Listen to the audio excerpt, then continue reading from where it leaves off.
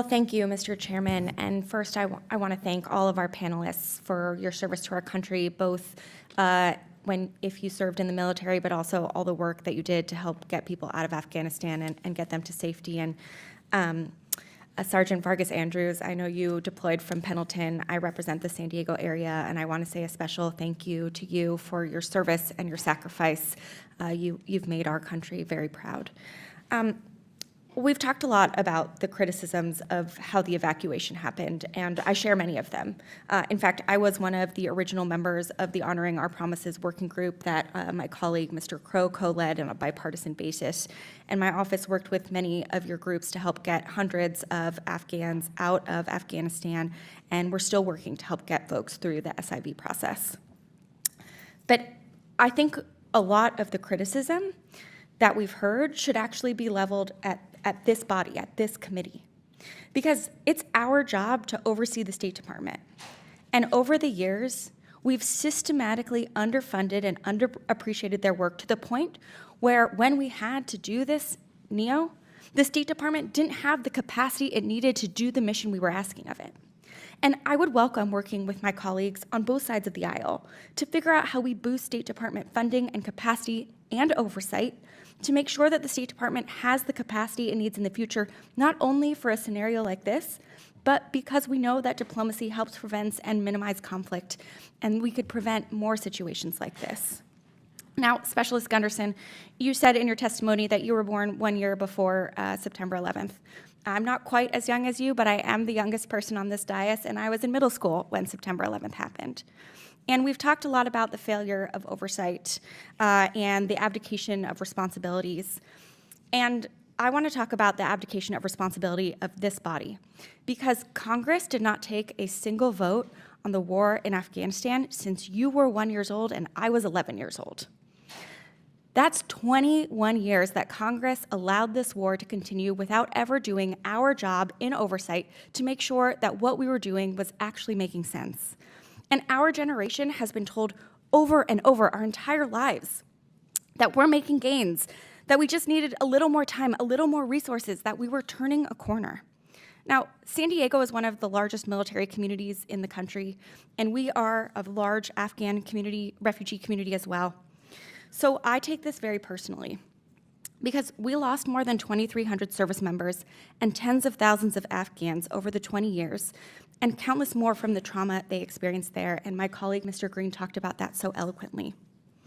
Watching our troops leave Afghanistan was a stark reminder of the costs of 2 decades of war, but it was also a stark reminder of how we got there. Of the many, many years where we had military leaders come in front of us and tell us we just need a little more resources, a little more time, we're turning a corner, where they were telling the public that we were winning, when privately our military leaders knew that that was never going to be possible. And Mr. Lucier, you wrote about this so poignantly in an op-ed in the Washington Post in December of 2019. And Mr. Chairman, I ask unanimous consent to enter his op-ed into the record. Without objection, so ordered. Thank you, and I want to read a few sentences from this. I quote, "However, despite knowledge at the top that little progress was being made in Afghanistan, that victory was never likely, and that the entire enterprise seemed to be fatally mismanaged, this isn't the story that the government or the military told the public." And again, instead, time and time again, officials talked about how local forces were getting better, how it was impossible for the Taliban to win this fight, and the infamous soundbite that American forces always seem to be turning a corner in Afghanistan.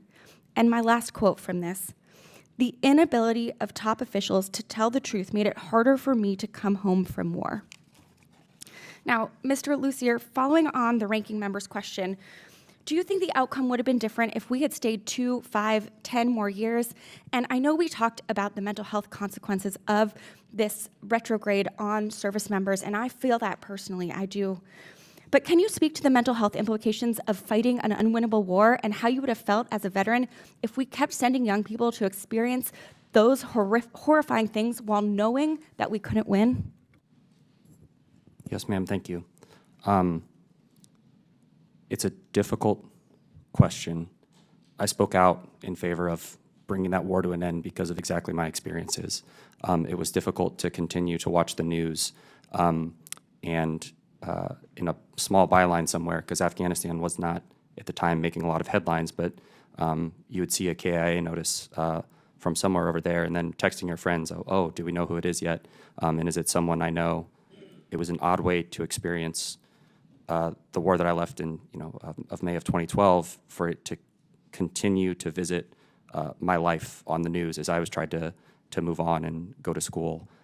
I don't know what the right answer was to ending that war. What I do know is that lack of oversight that you cited, that we didn't have public conversations for the last 20 years, that congressional hearings on foreign policy writ large, but specifically Afghanistan, have statistically declined, and that we didn't have a robust public conversation about the war that I fought and that people were continuing to deploy to for the 10 years after I got home that had already been going on for 10 years, meant that we weren't as prepared to have a conversation about withdrawal because there wasn't a robust record, because there hadn't been congressional oversight, public discussion. It was a war that at times felt forgotten, except for folks like myself, Gold Star families, and Afghans who made it here. And it's worth noting how many had come here and how many are now here.